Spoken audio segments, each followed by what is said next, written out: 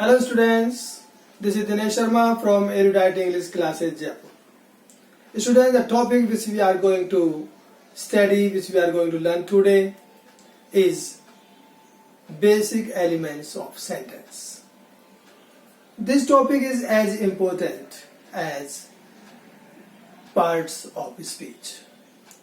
जिस तरह से हम parts of speech को बेसिक्स मानते हुए सीखते हैं, जैसे नाउन क्या होता है, प्रोनाउन क्या होता है, एडवर्ब एडजेक्टिव क्या होते हैं, कनेक्टिव क्या होते हैं, तो वो सीखना भी बहुत जरूरी है, क्योंकि जब तक वर्ड का नॉलेज नहीं होगा कौन सा वर्ड क्या है तब तक हम सेंटेंस नहीं बना सकते। फिर बात आती है कि ये जो पार्ट्स ऑफ स्पीच के वर्ड्स हैं, noun, verb, pronoun, adjective, adverb, ये सेंटेंस में आने के बाद इनका रोल क्या होता है। तो सेंटेंस में आकर के इनमें कोई सब्जेक्ट बनता है, कोई ऑब्जेक्ट बनता है, कोई एडवर्ब बनता है, कोई कॉम्प्लीमेंट बनता है, तो वो भी उतना ही इंपॉर्टेंट है। भाई जहां बात आती है सेंटेंस की, सेंटेंस किसके तरह है? एक माला की तरह है। जैसे एक अच्छा जो माली होता है वो जब माला बनाता है तो अलग अलग तरह के फूलों को वो उनके रंग, साइज, उनकी खुशबू के आधार पर माला में सेट करता है और वो माला बहुत ही सुंदर बनती है।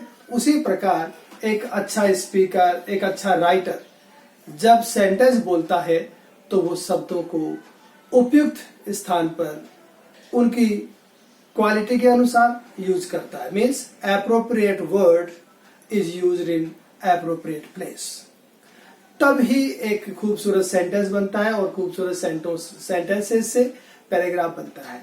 ठीक है, तो आज हम यही सीखेंगे कि सेंटेंस में कितने एलिमेंट्स होते हैं और वो जो एलिमेंट्स हैं वो किस तरीके से यूज होते हैं, कौन सा एलिमेंट सेंटेंस में कहाँ यूज होना चाहिए, ये हम आज इस वीडियो में सीखेंगे। ये एक ऐसा टॉपिक है जो बेसिक का है, लेकिन ये एडवांस लेवल की ग्रामर में भी यूज होता है। यहाँ तक कि जो हायर लेवल के कॉम्पिटिशन्स होते हैं उनमें पूछे जाते हैं subject, verb, object, complement, adverb etcetera. तो देखिए अब हम इस टॉपिक को सीखने जा रहे हैं। तो देखिए हमारे टॉपिक का नाम है बेसिक एलिमेंट्स ऑफ सेंटेंस। ये जो सेंटेंस होता है ना, दो तरीके से हम इसे डिवाइड कर सकते हैं। एक तो तरीका होता है सब्जेक्ट प्लस प्रेडिकेट। जैसे एक सेंटेंस को आप डिवाइड करो तो आप एस और पी में डिवाइड करिए तो सब्जेक्ट होता है और वर्ब से लेकर के एंड तक का जितना भी पोर्शन है वो सारा प्रेडिकेट होता है। एक तरीका ये होता है कि आपसे कहा जाए सब्जेक्ट और प्रेडिकेट छाटिए, तो आप सब्जेक्ट को सब्जेक्ट में और वर्ब से लेकर एंड तक का सारा प्रेडिकेट। एक तरीका ये है। दूसरा तरीका होता है कि सब सेंटेंस को SVOCA में डिवाइड करिए या SPOCA में डिवाइड करिए। मतलब V और P एक ही चीज है, यानी V यानी वर्ब, वर्ब यानी प्रेडिकेटर। ठीक है, तो देखिए अब हम बात करते हैं कि S means subject, V means verb या P means predicator, O means object, C means complement, A means adverb. अब इसको हम बहुत इजी में ले लेते हैं, बहुत हल्के में ले लेते हैं कि साहब सब्जेक्ट, वर्ब, ऑब्जेक्ट तो हम बिगिनिंग से ही सीखते आ रहे हैं, छोटे लेवल पे स्कूल में ही सीखते आ रहे हैं।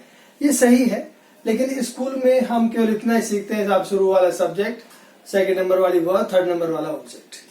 लेकिन ऐसा नहीं है कि वर्ब के बाद आने वाला सभी नाउन या प्रोनाउन ऑब्जेक्ट हैं, ऐसा नहीं होता। वर्ब के बाद तो कॉम्प्लीमेंट भी आता है, वर्ब के बाद तो एडवर्ब भी आती है, वर्ब के बाद तो ऑब्जेक्ट भी आता है। तो प्रश्न ये उठता है कि वर्ब के बाद वाला शब्द कैसे पहचाना जाए कि ये ऑब्जेक्ट ही है, कैसे पहचाना जाए कि ये एडवर्ब है, कैसे पहचाना जाए कि ये कॉम्प्लीमेंट है। देखिए ये सब अलग अलग तरीके से अपने को सीखना है। कॉम्प्लीमेंट में हम कॉम्प्लीमेंट के तरीके से बताएंगे आपको। आज इस एलिमेंट ऑफ सेंटेंस में जो पर्टिकुलर एलिमेंट हम डिस्कस करने जा रहे हैं वो एलिमेंट है हमारा ऑब्जेक्ट। तो देखिए ऑब्जेक्ट क्या होता है, ऑब्जेक्ट का मतलब क्या है और ये कितने तरह के होते हैं, इनको कैसे समझते हैं कि ये वाला ऑब्जेक्ट है। तो देखिए पहली बात तो यह है कि ऑब्जेक्ट होता क्या है। तो ऑब्जेक्ट क्या होता है, उसमें बात यह आती है कि सेंटेंस में सबसे इंपॉर्टेंट कोई चीज होती है ना, वो होती है verb. Verb can be said a backbone of a sentence, रीढ़ की हड्डी है, और केवल अकेली वर्ब ही अपने आप में सेंटेंस के बराबर इंपॉर्टेंस दे देती है। जैसे इंपेरेटिव सेंटेंस में देता ही होता है, कम, गो, गेट आउट। तो मीन्स केवल वर्ब भी अपने आप में सेंटेंस का काम कर रही है। इसी तरह से सब्जेक्ट जो होता है वो उस वर्ब को करने वाला होता है, डूअर। अब ऑब्जेक्ट क्या है, तो जो वर्ब है ना, उस वर्ब से सेंटेंस जो काम करता है वो काम ऑब्जेक्ट है, डायरेक्ट काम। जैसे मैं इंग्लिश पढ़ाता हूं, तो क्रिया है यहां पे पढ़ाना। कौन पढ़ा रहा है, मैं सब्जेक्ट है। अब मैं पढ़ाता है क्या, तो वो जो क्या का जवाब है वो आपका ऑब्जेक्ट है। तो मीन्स सेंटेंस में जो वर्ब होती है ना, उससे पूछा जाता है कि क्या काम हुआ, सब्जेक्ट ने क्या किया, तो सब्जेक्ट ने क्या किया, उस क्या का जो जवाब है वो वर्ब के बाद आता है और वो ऑब्जेक्ट कहलाता है। अब प्रश्न ये उठता है कि जो ऑब्जेक्ट हैं ये कितने तरह के होते हैं। तो देखिए, ऑब्जेक्ट भी 5 तरह के हैं, टाइप्स ऑफ ऑब्जेक्ट। पहला है डायरेक्ट ऑब्जेक्ट, दूसरा है इनडायरेक्ट ऑब्जेक्ट, तीसरा है कोग्नेट ऑब्जेक्ट, चौथा है ऑब्जेक्ट ऑफ ए प्रेपोजिशन, पांचवा है रिटेन्ड ऑब्जेक्ट। तो देखिए, आपको इतने सारे नाम सुन करके आप तो सोच रहे होंगे ये क्या बता दिया, है ना। तो ऐसा नहीं है, इनमें जो मेन ऑब्जेक्ट होते हैं वो होता है डायरेक्ट और इनडायरेक्ट। ये तो आपको आना ही चाहिए, क्योंकि यदि ऑब्जेक्ट का नॉलेज हमें प्रॉपर नहीं होगा तो हम एडवांस ग्रामर में आगे नहीं बढ़ पाएंगे। जैसे वॉइसेज है, एक्टिव पैसिव बनाना है, वो हम तभी बना सकते हैं जब हमें ऑब्जेक्ट का प्रॉपर नॉलेज हो। ओके, तो देखिए कि डायरेक्ट ऑब्जेक्ट क्या है और इनडायरेक्ट ऑब्जेक्ट क्या है। आज इस वीडियो में पहले हम इन दो पर ही फोकस करेंगे, ये दो ही मेन है। तो देखिए, डायरेक्ट ऑब्जेक्ट क्या होता है। डायरेक्ट ऑब्जेक्ट, जैसा कि मैंने कहा कि सेंटेंस में जो वर्ब होती है ना, उस वर्ब में क्वेश्चन किया जाता है कि जो सब्जेक्ट ने काम किया है ना, वो काम क्या है, वो काम क्या था। अतः उस क्या का जो जवाब आएगा वो आपका डायरेक्ट ऑब्जेक्ट होगा। इनडायरेक्ट ऑब्जेक्ट क्या होता है कि जो सेंटेंस में जो काम हुआ है, जो क्या का जवाब आया है, उस ऑब्जेक्ट को, डायरेक्ट ऑब्जेक्ट को जो पाने वाला होगा, recipient, means receiver of the direct object, recipient of the direct object is indirect object. Means indirect object जवाब होता है whom का। whom मीन्स किसे, किसको, किसके लिए का जवाब होता है। तो जब भी आप सेंटेंस में डायरेक्ट और इनडायरेक्ट ऑब्जेक्ट देखते हैं तो आप ये देखें क्या का जवाब वाला डायरेक्ट है और किसे, किसको, किसके लिए का जवाब वाला इनडायरेक्ट ऑब्जेक्ट है। ओके, अब प्रश्न ये उठता है कि जो डायरेक्ट ऑब्जेक्ट है वो कहां आना चाहिए सेंटेंस में और इनडायरेक्ट कहां आना चाहिए। तो देखिए, यदि आपके सेंटेंस में ऑब्जेक्ट एक ही है, मीन्स वर्ब के बाद जो ऑब्जेक्ट आए वो एक ही आए ना, तो फिर वो डायरेक्ट ऑब्जेक्ट ही कहलाएगा। या तो उसको केवल आप ऑब्जेक्ट बोल के छोड़ दीजिए, या फिर वो डायरेक्ट ऑब्जेक्ट कहलाएगा। लेकिन यदि ऑब्जेक्ट दो हैं तो फिर एक ऑब्जेक्ट डायरेक्ट है और एक इनडायरेक्ट है। ठीक है, तो लिखने का तरीका क्या होगा कि सब्जेक्ट, सब्जेक्ट के बाद वर्ब, वर्ब के बाद यदि दोनों ऑब्जेक्ट आएंगे तो पहले इनडायरेक्ट ऑब्जेक्ट आएगा, whom का जवाब। अब जहां बात आती है इनडायरेक्ट ऑब्जेक्ट की, whom का जवाब तो आप जानते हैं, जहां whom का जवाब तो ह्यूमन बीइंग के लिए आता है, अतः इनडायरेक्ट ऑब्जेक्ट ह्यूमन बीइंग हो गया और डायरेक्ट ऑब्जेक्ट हो गया non living thing. Human being के अलावा जो भी है ये सही है, लेकिन यहां भी मैं ये बताना चाहूंगा कि कोई जरूरी नहीं है कि इनडायरेक्ट ऑब्जेक्ट ह्यूमन बीइंग हो। ह्यूमन बीइंग तो होगा ही होगा, लेकिन कई बार ह्यूमन बीइंग नहीं होता, नॉन लिविंग थिंग भी इनडायरेक्ट ऑब्जेक्ट का काम कर सकती है। मीन्स मानव जैसा काम कर सकती है, ह्यूमन बीइंग जैसा काम कर सकती है, तो फिर हम उसे क्या कहेंगे, इनडायरेक्ट ऑब्जेक्ट ही कहेंगे।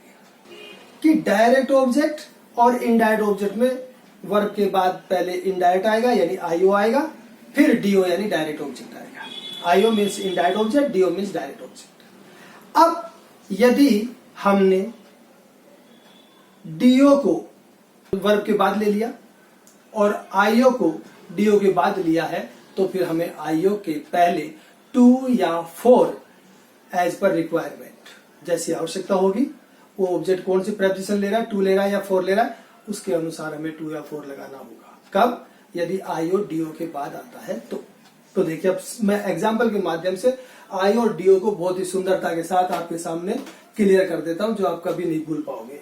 तो देखिए, अब हम एग्जाम्पल लेते हैं आई और डीओ के। तो देखिए,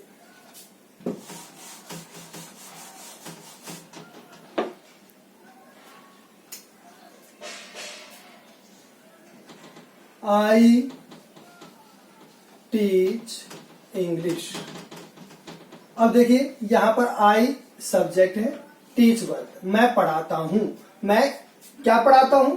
मैं इंग्लिश पढ़ाता हूं। यानी मेरी पढ़ाने की जो चीज है, ये जो मैं क्रिया कर रहा हूं, ये मैं किसके साथ कर रहा हूं? इंग्लिश के साथ। और ये इंग्लिश जवाब है काय का? क्या का, मीन्स व्हाट का जवाब है। तो व्हाट का जवाब यानी क्या का जवाब या ऑब्जेक्ट। तो देखिए, ये मेरा ऑब्जेक्ट है। अब जैसा कि मैंने कहा कि सेंटेंस में एक ही ऑब्जेक्ट है ना, तो फिर वो या तो ऑब्जेक्ट ही बोलो उसे, या फिर कोई कहे आप क्लियर करो तो आप कह सकते हो डायरेक्ट ऑब्जेक्ट होगा, क्योंकि इनडायरेक्ट ऑब्जेक्ट तो तभी आएगा जब उसमें दोनों ऑब्जेक्ट होंगे, ठीक है ना। अदरवाइज आपको डायरेक्ट ऑब्जेक्ट ही बोलता है। अब देखिए, इसी सेंटेंस को अपन ऐसे कहें, आई टीच देम इंग्लिश। अब यहां देखिए, आपको दोनों जवाब मिलेंगे। क्या? आई सब्जेक्ट, आई टीच, मैं पढ़ाता हूं। मैं क्या पढ़ाता हूं? मैं इंग्लिश पढ़ाता हूं। तो ये मेरा जो क्या का जवाब है, मेरा जो डायरेक्ट एक्शन हो रहा है टीच के साथ, किसके साथ हो रहा है? वो है इंग्लिश के साथ। अब मैं इंग्लिश पढ़ाता हूं। अब मेरी उस इंग्लिश को कौन रिसीव कर रहा है? Who is the recipient of English? तो ये आपका देम रिसीव कर रहा है ना। तो आप कह सकते हैं कि आई टीच इंग्लिश। किसको पढ़ाता हूं मैं इंग्लिश? तो देखिए, किसको का जवाब है। तो किसको का जवाब है? तो ये आईओ और ये डीओ। क्लियर? और देखिए,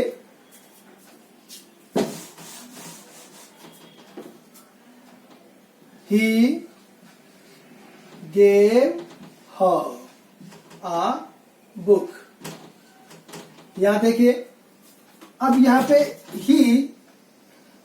यहां ही सब्जेक्ट है। अब ही ने दिया, गेव यानी दिया। अब ही ने क्या दिया? A book. क्या दी ही ने? तो यानी वही दिया। क्या दिया? उस वर्ब से क्वेश्चन करो, क्या कहे, क्या हुआ, क्या दिया, क्या लिया। उस क्या का जो जवाब वो आपका ऑब्जेक्ट है। अब ही ने दिया, क्या दिया? बुक। ये डायरेक्ट ऑब्जेक्ट। ही ने बुक को दिया। इस बुक को रिसीव किसने किया? रेसिपिएंट कौन है इसका? हर। तो हर, तो ही गेव, ही ने दिया, क्या दिया? एक बुक। किसको दी? हर को। तो ये हर क्या है? किसको का जवाब है। हर किसको का जवाब है। तो ही सब्जेक्ट हो गया, गेव आपका वर्ब हो गया, ये हर हो गया किसको का जवाब, किसे, किसको, किसके लिए का जवाब है ये, इसलिए ये आईओ। और ये क्या का जवाब है, इसलिए डीओ। क्लियर? तो आईओ किसी किसको का जवाब है। आप देख रहे साहब, ये ह्यूमन बीइंग जा रहा है ना, लेकिन ऐसा नहीं है। देखो, ये नॉन लिविंग हो सकता है। कैसे? जैसे she gave Jaipur a new look. अब देखिए, तो देखिए स्टूडेंट, अब ये एग्जांपल है। देखो, शी गेव, शी ने दिया, शी सब्जेक्ट हो गया, दिया। अब शी ने दिया, शी ने क्या दिया? जयपुर दिया या न्यू लुक दिया? तो she gave Jaipur a new look. तो न्यू लुक हुआ आपका क्या का जवाब, कि शी ने क्या दिया? What did she give? तो she gave a new look. ये क्या का जवाब हो गया आपका। तो दिस इज डीओ। अब शी ने न्यू लुक दिया, किसको दिया? किसने रिसीव किया उस न्यू लुक को? तो देखिए, यहाँ पे जयपुर है। तो अभी जयपुर तो नॉन लिविंग है ना, लेकिन ये यहाँ पे लिविंग की तरह काम कर रहा है। तो ये रेसिपिएंट है किसका? इस डायरेक्ट ऑब्जेक्ट का। तो ये क्या का जवाब है? ये डायरेक्ट। और ये किसको का जवाब है? ये इनडायरेक्ट। तो ये आपका आई। तो ये कोई जरूरी नहीं है कि आईओ ह्यूमन बीइंग हो। छोटे लेवल की ग्रामर्स में, छोटे लेवल पे जब टीचर्स पढ़ाते थे तो वो एक ही बात बोलते थे शॉर्ट में, जिसे आप ट्रिक्स कहते हो। तो हर जगह देखिए ट्रिक्स नहीं चलती है। जब अपन कंपटीशन लेवल पे जाते हैं वहां पे तो फिर आपको बारीकी से ओरिजिनल नॉलेज होनी चाहिए। तो ओरिजिनल नॉलेज यही है कि साहब आईओ जो होता है वो डीओ का रेसिपिएंट होता है, आईओ डीओ को पाने वाला होता है। तो जो पाने वाला है वो चाहे लिविंग हो चाहे नॉन लिविंग हो, चाहे ह्यूमन बीइंग हो, वो आईओ कहलाएगा। और जो डायरेक्ट सब्जेक्ट के द्वारा परफॉर्म किया गया जो कार्य है, सब्जेक्ट ने जो कार्य परफॉर्म किया है वो कार्य आपका डीओ है। जो क्या का जवाब, तो यानी वर्ब से पूछना क्या का जवाब, तो डीओ, और किसको का जवाब आईओ। ये तो था आईओ डीओ, जिसकी नॉलेज बहुत ज्यादा जरूरी है क्योंकि ज्यादातर सेंटेंस में यही काम आते हैं। जैसा कि मैंने कहा जब एडवांस लेवल की ग्रामर आप सीखते हो, एक्टिव पैसिव वगैरह, तो उस समय जब आपको ऑब्जेक्ट, सब्जेक्ट, वर्ब इनका ज्ञान नहीं होता है तो आप अच्छे ढंग से एक्टिव पैसिव नहीं सीख सकते और वो आपके गलत हो जाते हैं। ये तो था डायरेक्ट और इनडायरेक्ट ऑब्जेक्ट की बात है। अब दूसरी बात क्या थी, ये बाकी के जो 3 ऑब्जेक्ट्स हैं ये मैं आपको नेक्स्ट वीडियो में दूंगा। उससे पहले थोड़ा सा ये बताता हूँ कि जो एलिमेंट ऑफ सेंटेंस है ना, ये क्या करते हैं कि बड़े से बड़ा सेंटेंस कितना ही बड़ा हो, 5 एलिमेंट्स ये, तो एक सेंटेंस कितना ही बड़ा हो, कम ज्यादा से ज्यादा 5 एलिमेंट हो सकते हैं। और कम से कम एक सेंटेंस में 2 एलिमेंट्स का तो होना जरूरी है, यानी कम से कम सब्जेक्ट और वर्ब तो होनी ही चाहिए। तो सब्जेक्ट और वर्ब भी अपने आप में एक सेंटेंस बना सकती है। कैसे? मीनिंगफुल सेंटेंस, जैसे birds fly, dogs bark, horse runs. तो मीन्स एक एक जो शब्द है मीन्स सब्जेक्ट और वर्ब दोनों मिलकर के सेंटेंस बना देते हैं, और सब्जेक्ट वर्ब ऑब्जेक्ट भी सेंटेंस बना देगा। जैसे I like you, she loves me, तो इसमें she subject, loves verb, me object. तो मीन्स एक सेंटेंस में 5 एलिमेंट भी आ सकते हैं, एक सेंटेंस में 2 एलिमेंट भी आ सकते हैं, 3 भी आ सकते हैं, 4 भी आ सकते हैं। ठीक है, अतः इनसे हम अलग अलग पैटर्न पे सेंटेंस बना सकते हैं, इसलिए इनको सीखना बहुत ही आवश्यक है। और इससे आपको जब सेंटेंस कमांडिंग आ जाती है तो आप अच्छा सा पैराग्राफ भी लिख सकते हैं, आप निबंध भी लिख सकते हैं। इसलिए इसे बहुत ही ध्यान से सीखना है, इसे हार्ड ना समझे। और नेक्स्ट वीडियो में इनके एग्जांपल्स और दूंगा आपको, ताकि एग्जांपल्स में आप खुद पहचान सके कि सब्जेक्ट कौन सा है, वर्ब कौन सी है, और इन सबको सिखाएंगे। Okay, thank you.